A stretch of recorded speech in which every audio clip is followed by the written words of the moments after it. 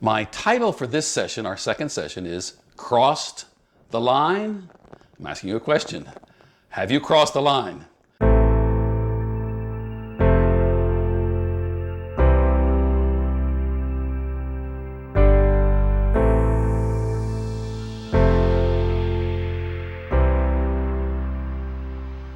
I'm sure you've asked yourself a number of times over the years, why do I get so angry? Maybe specifically. Why do I get so angry with him? Or why do I get so angry with her? And we'll give you some clues as we go through this session and prepare for the next one. I want to say right at the very beginning, I love meetings. Now you may be thinking I've lost my mind. I do have some caveats. I mean, I've heard plenty of people say over the years they hate meetings. I don't want to go to meetings. Well, I love meetings if three things are involved. Number one, they're purposeful. There's a purpose for the meeting. If there wasn't a clear objective when it started, we find one right away. I love meetings that are purposeful. I love meetings that are productive. When we finish the meeting, have we made some progress towards the objective that was set? Measurable progress. Number three, I love meetings that are passionate. That's right, I said passionate. There's energy in the room. And energy usually comes from a healthy amount of controversy. Notice I said healthy amount. I've certainly discovered over the years that most leaders, many leaders, make every effort to avoid conflict in meetings. Parents do it, school teachers do it, business people, they just try to dance around or avoid the person involved. They don't want any controversy. I want to make a recommendation. I recommend that you learn to manage controversy and harness its creative power, because when there's healthy controversy, new ideas form. So our focus on this in this session is distinguishing between reasoning and arguing. Let's define arguing to start with. I'll back up just a moment to repeat our definition of reasoning from the last session. Reason is the action of thinking and talking about something controversial in a logical and sensible way. Highlighting that. There's controversy, but we talk about the controversy in a logical and sensible way. There may be a lot of logic going on, but the atmosphere can change when several things happen. First of all, if there's change going on, when there's the pressure from change, and if a decision needs to be made right away to deal with that change, that's a good recipe for the atmosphere to change and us to move out of reasoning into arguing. When the issue being discussed is subjective instead of objective. Objective, there's a clear black and white answer. We're either right or wrong. And we may have to agree to disagree, but at least we can get to that place. When things are subjective, when the answer is sometimes somewhere in the middle, that's when it really gets easy to get tense. And let's face it, that's often true with the things we do. When we involve people, when we involve families, when we're leading a business or leading a church, there are going to be some difficult situations that aren't clearly objective.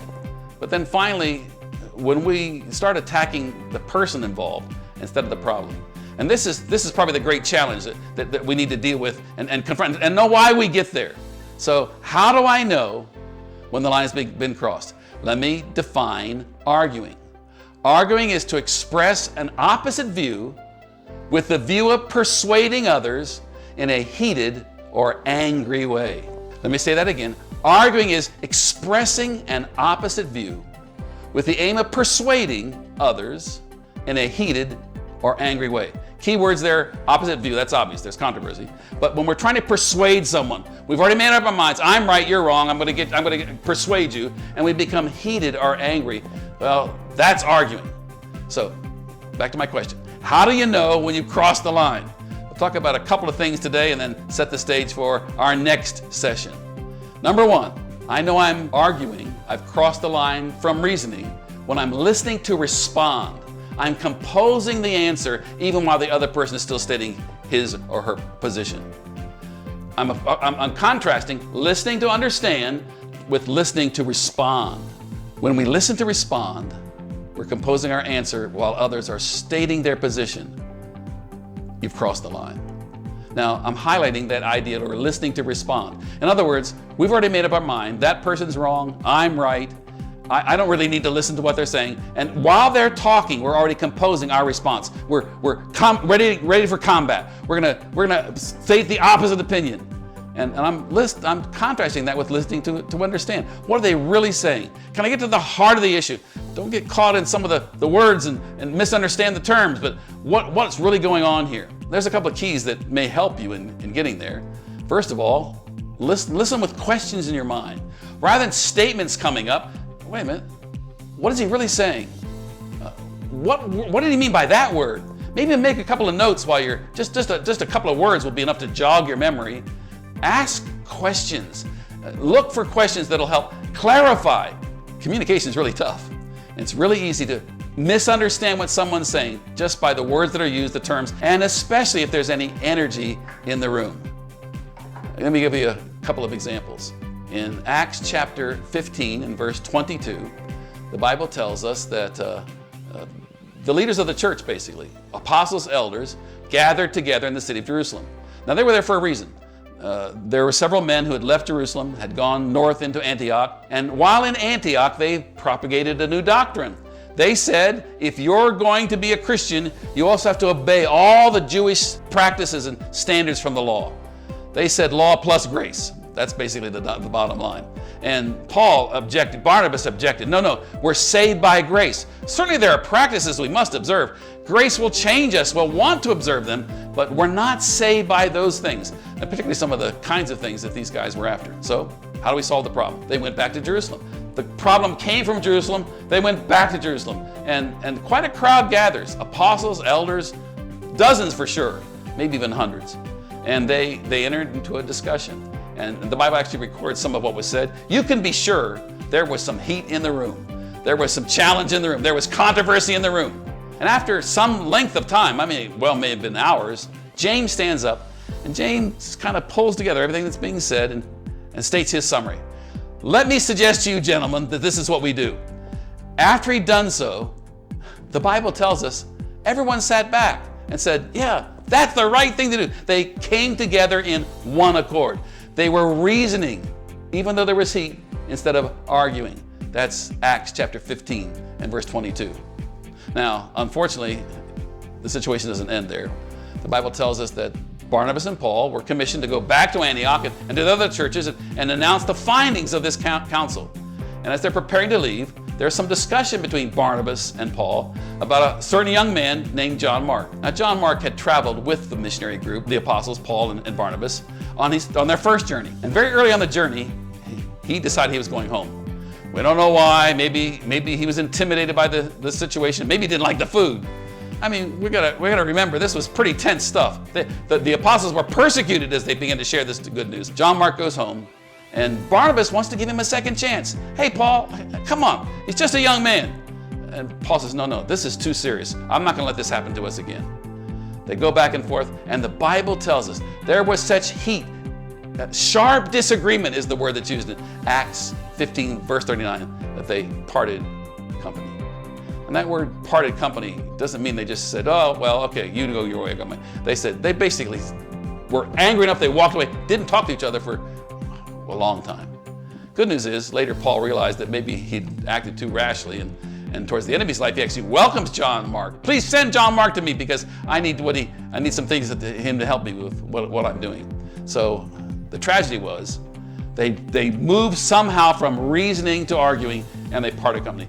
And I think it's tragic when the two individuals become so ingrained, so intense in their opinion that they have to actually go different directions. They can't even talk to each other anymore. That's arguing, not reasoning. Let me say the second distinction between arguing and reasoning. How do I know when I've crossed the line?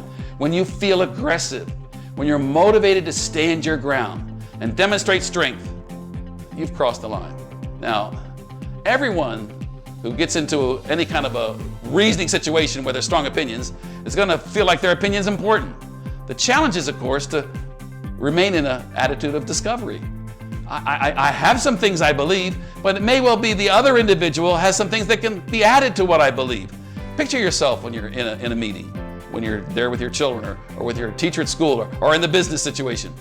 Are you hovering over the person, coming down upon them, or are you standing with them, maybe even looking up to them?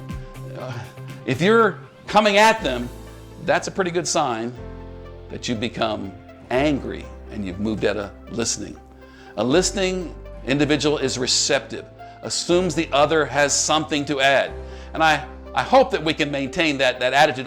If we see ourselves going another direction, we can regain that attitude all through the controversy or confrontation. Now, I've been in many meetings where there was plenty of intense disagreement.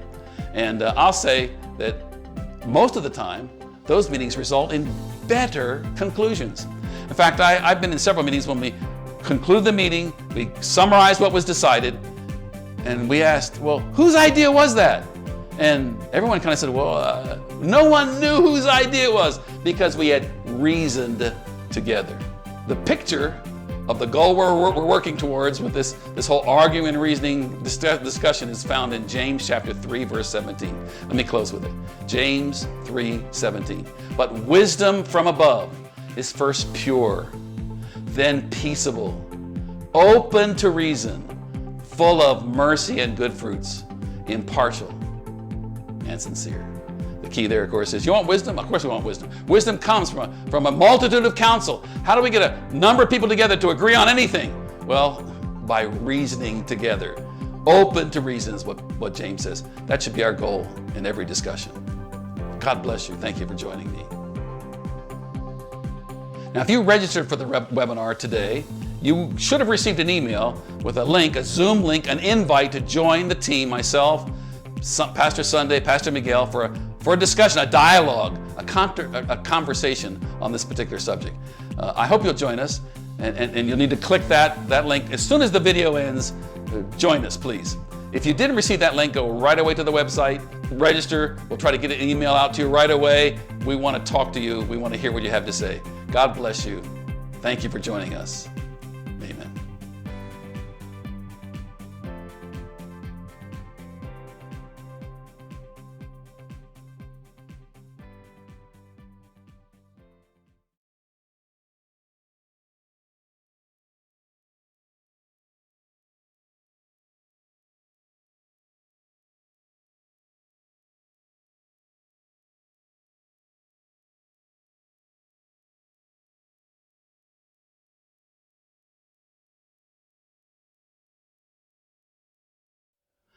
My title for this session, our second session, is Crossed the Line? I'm asking you a question.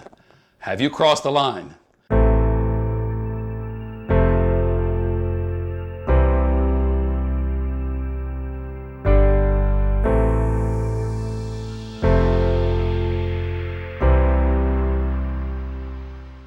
I'm sure you've asked yourself a number of times over the years, why do I get so angry? Maybe specifically.